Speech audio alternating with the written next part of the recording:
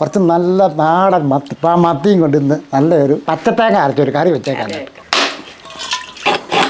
മത്തിയൊക്കെ ഒന്ന് വെട്ടിയെടുക്കട്ടെ. നമ്മൾ മുറിക്കുന്നൊന്നുമില്ല, ഒന്നിച്ചങ്ങിടുക. ഇതൊരു 3 പച്ചത്തക്കാളി നമുക്ക് കണ്ടിച്ചങ്ങോട്ട്, നമ്മളൊരു 3 പച്ചമുളക്, ഒരു കഷ്ണം പുളി, കുടംപുളി, ആ വെള്ളവും കൂടെ കൂട്ടി അങ്ങോട്ട് ഇട്ട് കൊടുക്കുക. അതുപോലെ ഒരു ചെറിയ കഷ്ണം ഇഞ്ചി, മഞ്ഞൾപ്പൊടി, ഉപ്പ് പൊടിയും കൂടി ഇടുകയാണ്. ഒരു 2 തണ്ട് കറിവേപ്പില, കുറച്ച് വെള്ളം അങ്ങോട്ട് ഒഴിക്കുക.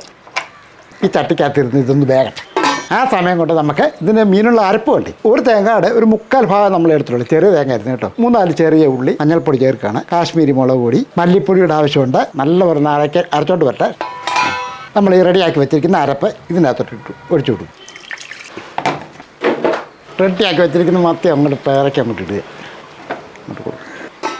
ആണ് ആ മത്തി ആ തിളയ്ക്കുന്നതിൻ്റെ ഒരു അന്യ മണം കേട്ടോ. അപ്പോൾ റെഡി ആയിട്ടുണ്ട്. ഇതങ്ങ് നിർത്താം. നമുക്കൊരല്പം വെളിച്ചെണ്ണ അങ്ങോട്ട് ഒഴിക്കുക, ഉരുവ അങ്ങോട്ട് ഇടുക. 2-3 ചെറിയ ഉള്ളി, ഇത്തിരി കറിവേപ്പിലയും കൂടെ. തീർച്ചയായിട്ടും നിങ്ങൾക്ക് എല്ലാവർക്കും ഇഷ്ടപ്പെടുക എന്നുള്ള ഉറപ്പ് കാര്യമാണ്.